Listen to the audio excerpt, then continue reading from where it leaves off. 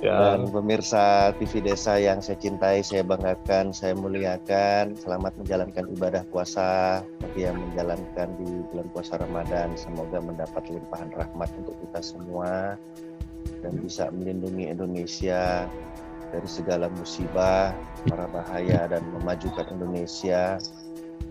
Yang paling utama adalah mencerdaskan dan mensejahterakan sumber daya manusia Indonesia dimanapun berada. Karena ini sedikit update perkembangan kemarin. Kemendikbud itu berjuang, Kemendikbud bangga kita, bahasa ASEAN nanti akan diperjuangkan menggunakan bahasa Indonesia, tidak bahasa amin. Melayu. Nah, ini Luar perlu biasa. kita bangga juga ini. Jadi sudah sebenarnya bahasa Indonesia ini sudah harus masuk selevel bahasa Inggris, bahasa China, dan bahasa-bahasa yang sudah internasional. Karena masyarakat Indonesia dan bahasa Indonesia sudah menjadi pelajaran di beberapa negara, sudah masuk dalam kurikulum. Nah, ini juga beberapa langkah-langkah terobosan ini memang sering kita konsultasikan ke beberapa kementerian, termasuk dalam setiap kegiatan-kegiatan kepolisian. Tadi disampaikan sama Om Ferdo, betul Om, kami kerja di polisi itu yang pertama memang sudah nawa itu kami mengabdi pada negara, memang sudah siap sengsara, sudah siap susah, siap mati di lapangan. Itu sudah kontrak lah, lepas dari keluarga begitu mendaftar, itu basic.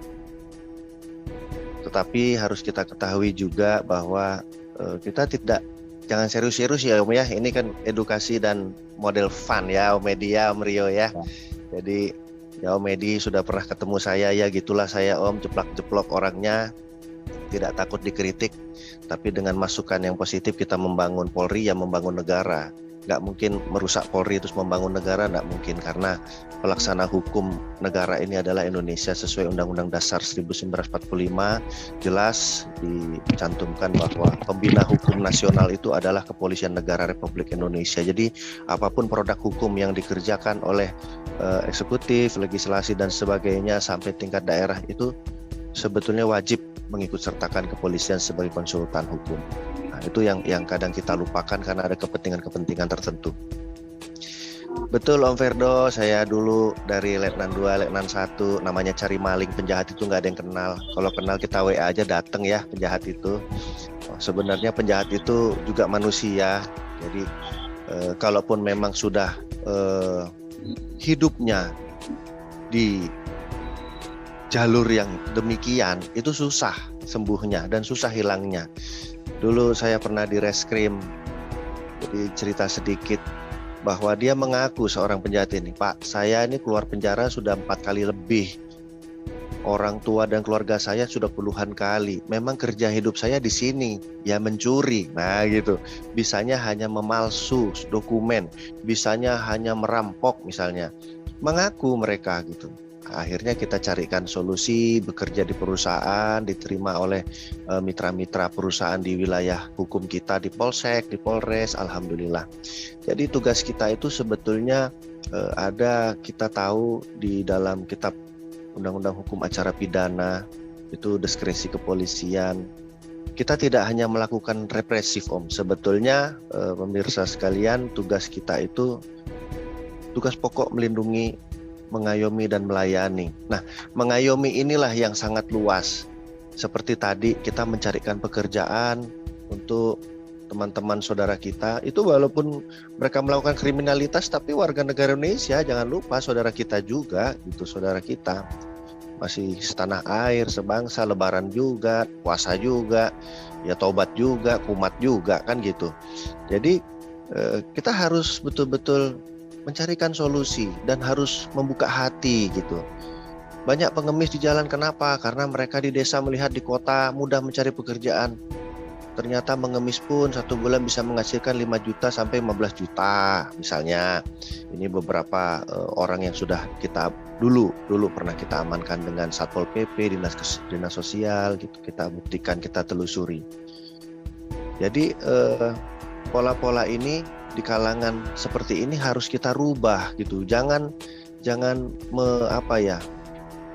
menaifkan diri lah. Kita bangsa besar.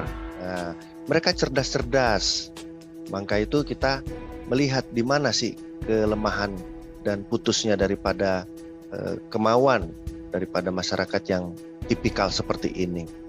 Nah, melindungi, mengayomi, melayani. Mengayomi ini mempelajari juga tentang kondisi sosial masyarakat, kemudian perkembangan dan sebagainya. Sampai sekarang ini sudah banyak kelompok-kelompok radikal yang putuskan oleh pemerintah jadi kelompok terlarang dan sebagainya. Nah, ini kenapa fenomena ini? Karena masyarakat kita mudah sekali dipengaruhi aliran-aliran agama yang mengaku wali, nabi dan sebagainya. Jadi tugas polisi itu banyak sekali. Tidak hanya yang kita lihat di jalan, menilang pelanggar, menangani kecelakaan. Bukan, itu yang terlihat kita, terlihat kasat mata langsung sehari-hari. Tapi di luar itu sangat banyak sekali. Belum yang di perbatasan, melakukan pengamanan, terus kemudian dari serangan-serangan kelompok bersenjata, belum lagi di luar negeri untuk membantu Interpol dan sebagainya terkait dengan korupsi, pencucian uang, narkoba dan sebagainya. Jadi sangat-sangat luas. Dan ini pun sampai sekarang banyak sekali kegiatan yang tidak terdukung oleh anggaran negara. Contohnya patroli. Patroli saja anggaran tidak sampai terpenuhi, harusnya kita memenuhi bisa sampai patroli tingkat RT, tingkat RW, Babin Kamtipmas juga bisa berjalan dalam pencegahan, masyarakat tidur, Bapak Ibu sekalian tidur, polisi patroli. Kalau dulu enak, patroli ada temannya, ada hansip, ada warga yang jaga, istilahnya ngeronda lah kalau dulu itu. Di tiap rumah gantian nyiapkan kue, nyiapkan teh, kopi, air minum. Itu saya ngalami dulu itu. Nah, kemudian setelah waktu berjalan pada sibuk semua, hilang kultur budaya tersebut, hilang SOP-SOP di tingkat RT RW ini, akhirnya jadilah satpam. Satpam digaji, ada yang satpam juga baik, ada yang kurang baik. Semua elemen itu tergantung oknumnya, tergantung mentalitas. Ada satpam yang baik, ada satpam yang ngerampok dan sebagainya. Nah, ini fenomena. Jadi kalau melihat, terima kasih nih Om Ferdoni, judulnya sangat bahaya kalau saya salah bicara ini tema hari ini nih. Jadi kesannya baper gitu ya, atau caper ini. Jadi mohon maaf ini. Jadi hati-hati saya dalam penyampaian. Saya bicara tentang tugas pokok umum saja gitu.